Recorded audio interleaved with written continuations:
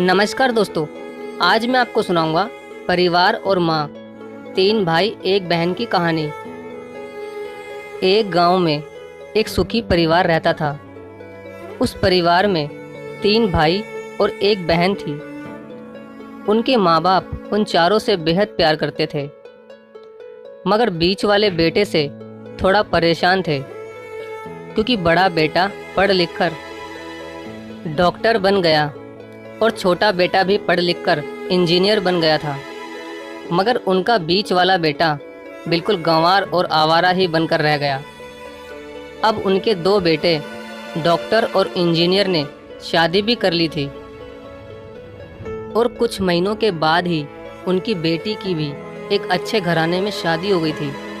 मगर बीच वाला बेटा अभी भी कुंवारा ही था, क्योंकि वो बिल्कुल अनपढ़ था और कहीं पर मजदूरी का छोटा सा काम करता था। इसलिए उसे शादी के लिए कोई भी लड़की नहीं मिल रही थी, और उसके माँ बाप उससे बहुत परेशान हो चुके थे। अब जब भी उसकी बहन अपने मायके आती तो पहले वो अपने डॉक्टर और इंजीनियर भाइयों से मिलती थी, मगर बीच वाले भाई से वो बहुत कम मिलती थी, क्योंकि वो उसे ज़्यादा पैसे नहीं दे पाता था। लेकिन फिर भी वो अपनी बहन से बहुत प्यार करता था। अब उनके पिताजी की बीच वाले बेटे की शादी किए बिना ही मृत्यु हो गई। उनकी माँ ने सोचा कहीं अब किसी के मुंह से बंटवारे की बात ना निकले, इसलिए अपने ही गांव की एक सीधी सादी लड़की से अपने गंवार लड़के की शादी करवा दी। शादी होते ही ना जाने क्या हुआ, अब उसका अनपढ़ बेटा पूरा मन लगाकर काम करने लगा और पहले से कहीं ज़्यादा मेहनत भी करने लगा। अब तो उसे कोई भी दोस्त बुलाने आता तो वो उसे यही कहता था कि भाई, पहले तो मैं जैसे तैसे अकेला कमाकर खा लेता था, मगर अब मेरी शादी हो गई तो मुझे अपनी पत्नी के लिए भी कमाना पड़ता है, और कल को आने वाले बच्चों के लिए भी तो कुछ जोड़ना ही पड़ेगा। इसलिए दोस्त, अब मैं तेरे साथ नहीं घूम सकता। ये कहकर उसका गंवार लड़का सीधा अपने काम पर निकल जाता है। अब उसके दोनों भाई डॉक्टर और इंजीनियर आपस में ये बात करते हैं कि हम दोनों तो उस गंवार से कहीं ज़्यादा पैसे कमाते हैं, इसलिए हम सब घर और ज़मीन का बंटवारा कर लेते हैं और उस गंवार से अलग हो जाते हैं, क्योंकि अब वो हमारे बराबर कभी भी नहीं कमा सकता। इसलिए उन दोनों भाइयों ने अपनी माँ के लाख मना करने के बावजूद भी बंटवारे की तारीख तय कर दी, और उन्होंने अपनी बहन को भी बुलवा लिया और अपने गंवार भाई से भी कह दिया कि आज तुम अपने काम पर मत जाना, क्योंकि हम सब आज घर और ज़मीन का बंटवारा करेंगे। उसी वक्त उसकी बहन भी आ जाती है।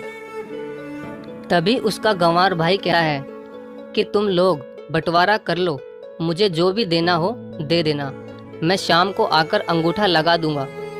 तभी उसकी बहन कहती है, अरे बेवकूफ़, तू तो अनपढ़ ही रहेगा, ज़मीन का हिस्सा तो आमने सामने बैठकर ही होता है। तभी उसके दोनों भाई भी बीच वाले गंवार भाई को उल्टा सीधा कहते हैं। तब उसकी माँ भी उसे कहती है कि बेटा, आज तू काम पर मत जा, बंटवारा तेरे सामने ही होगा तो ही अच्छा है। उसी वक्त वकील भी आ जाता है। तभी वकील कहता है कि आपका सारा हिस्सा मिलाकर 10 बीघा ज़मीन है और आपका घर है। अब ये बताओ कि किसको कितना हिस्सा देना है, मैं उसी हिसाब से बंटवारे के कागज़ बना दूंगा। उसी वक्त उनका गंवार भाई कहता है कि वकील साहब, 5-5 बीघा मेरे दोनों भाइयों के नाम लिख दो, और ये जो हमारा मकान है ये मेरी प्यारी बहन के नाम कर दो। तभी उनके दोनों भाई और बहन पूछते हैं कि और तू हिस्से में क्या लेगा। तभी उनका गंवार भाई कहता है कि मेरे हिस्से में मेरी प्यारी माँ है ना। और तभी वो अपनी पत्नी की तरफ मुस्कुराते हुए कहता है कि क्यों मेरी प्यारी पत्नी, क्या मैंने गलत कहा क्या? उस गंवार की पत्नी अपनी सास से लिपट कर कहती है कि माँ से बड़ी वसीयत क्या होगी मेरे लिए। और उसी वक्त उसका गंवार पति भी अपनी माँ से लिपट जाता है। गंवार बेटे बहू के इसी प्यार ने जमीन जायदाद के बंटवारे को एक सन्नाटे में बदल दिया। तभी बहन अपने गंवार भाई के गले लगकर रोते हुए कहती है कि माफ़ कर दो भैया, मैं आपको समझ नहीं सकी। तभी उसका भाई कहता है कि मेरी प्यारी बहन, इस घर में जितना अधिकार हमारा है उतना ही अधिकार तेरा भी है। और रही बात बंटवारे की, तो बंटवारा नहीं करने से हमारा जीवन रुक तो नहीं जाएगा। क्यों करते हैं हम बंटवारा? क्या हम एक साथ मिलकर नहीं रह सकते, जैसे हम बचपन में मिलकर रहते थे? एक साथ मिलकर रहने को ही तो कहते हैं एक अच्छा परिवार, और उस अच्छे परिवार को संभालती है एक माँ। तभी उसके दोनों भाई भी बहुत शर्मिंदा होते हैं और वो बंटवारे के सभी कागज फाड़कर फेंक देते हैं। और उस दिन के बाद से ही उनका पूरा परिवार खुशी खुशी एक साथ ही रहने लगा।